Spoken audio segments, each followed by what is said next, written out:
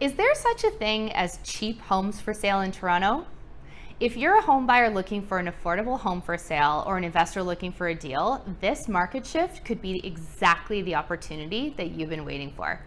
Before we get started, I'm Stephanie Nause with the Homplicity Realty Group here at Keller Williams, and I'm passionate about helping our clients build and develop wealth through real estate. If you're interested in tips on buying a home, selling a home, or investing in Toronto real estate, I hope you'll consider subscribing to our channel. If you enjoy this kind of content, go ahead and give it a like, and I'd love to hear your thoughts. What do you think? Cheap? Is that a term that we can use for Toronto real estate? Go ahead and comment down below.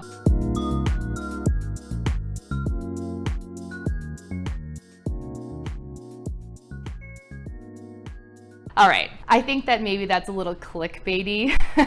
Obviously, no one would really describe our Toronto real estate market as cheap, even with the softening of prices, which we have seen, by the way, up close to 20% in a lot of areas across the GTA since the peak of the market in February. But we're still sitting over $1 million, closer to $1.1 million in September of 2022. So I think we can agree that that's probably not cheap, but there are some places that we look to source opportunities for our clients that are looking for good value. And I'm going to go into the 4 subtypes. But first, we're going to talk a little bit about the real estate market and why now is still a good time to invest. So if you're not interested in that, you can go ahead and skip ahead. But basically, why now? Home prices have come down, like I said earlier, in the double digits. We've seen some softening home prices, and then if you pair that with still relatively low interest rates and the thought that they are going to potentially continue to increase, and then if you're an investor, rents are definitely on the rise. Those 3 things kind of come together to create what could be a golden opportunity for people that are to get into the market.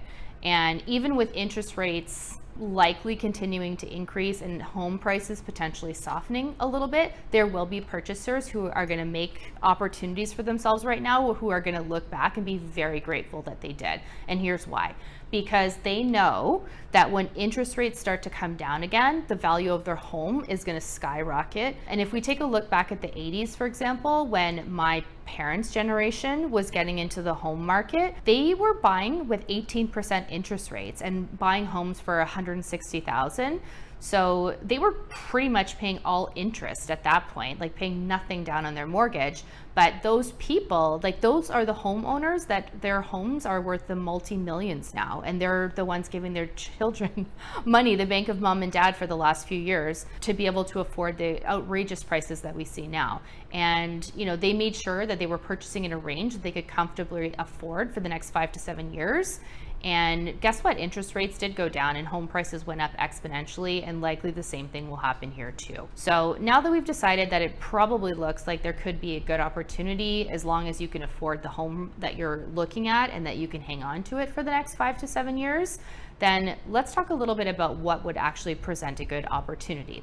So what do we look for? The first and most obvious is what we would call a bank-owned home. In the States, it's called foreclosures. People call me all the time and they ask for where can they find foreclosures in Canada. We don't actually call them foreclosures. They are called power of sales, and this is basically where the bank takes over ownership of the property because the homeowner sadly wasn't able to maintain their payments. So the reason this can present an opportunity is because the bank basically, they have to try and get market value for the property, but they're also going to be just looking to recover the money that they have in the property, right? So usually because of our lending criteria, there's at least 20% equity in the property. So the bank should have a little bit of room to play with. Obviously, for the lower price points, people can put less of a down payment. There's less wiggle room to play with, but there should be a little bit of wiggle room just because of the equity that's in the property already. The second property type that I would consider would be vacant homes. So this would be a property where the tenant has moved out and the investor's sitting with an empty property,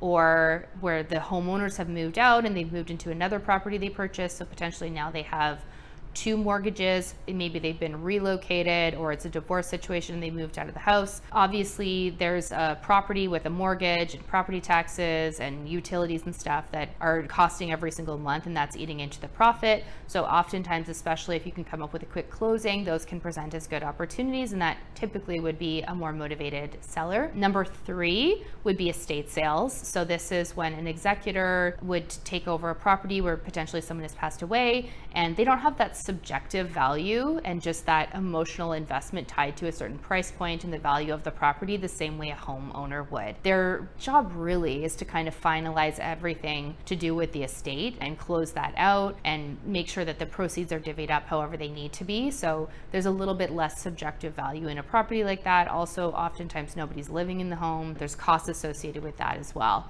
And then I would say the last thing, number 4, would be stale listings. So I never thought I would say this. If you asked me at the beginning of the year if we would see properties sitting on the market for over 60 days, but guess what? It's happening. So I would say anyone that has their property on the market over 60 days is motivated to sell. Most of the people who are just testing out prices and testing out the market, after 60 days of keeping the house clean, getting the dogs out of the house for showing, being out of the house for showings, rearranging work from home Zoom meetings, and facilitating the showings happen, they would have pulled the property off after 60 days if there wasn't some intention to sell.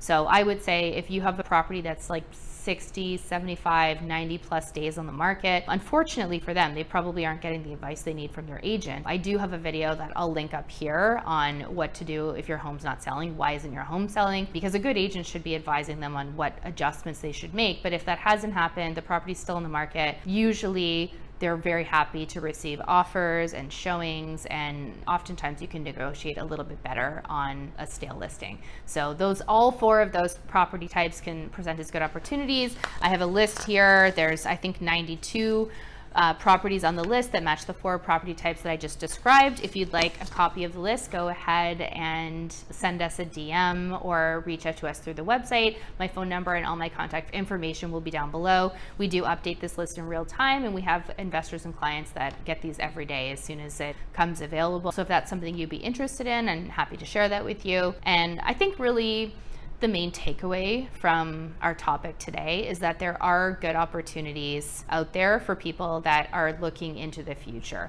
So as long as you're shopping for a property that you can see yourself in for the foreseeable future, at least the next 5 years, and that you can comfortably afford the payments, you have some good job security, I think now is a good time to be making a purchase. And interest rates are going to start to come down again, because they always do. And that's going to see prices go up again. So don't forget to like and subscribe. If you enjoyed this video, feel free to share the content with anyone you think would benefit. Feel free to follow us at Homeplicity Realty Group on Instagram and Facebook. And like I said, if you would like a copy of the list of affordable homes in Toronto and good investment opportunities, feel free to DM. Until next time, bye. See you next week.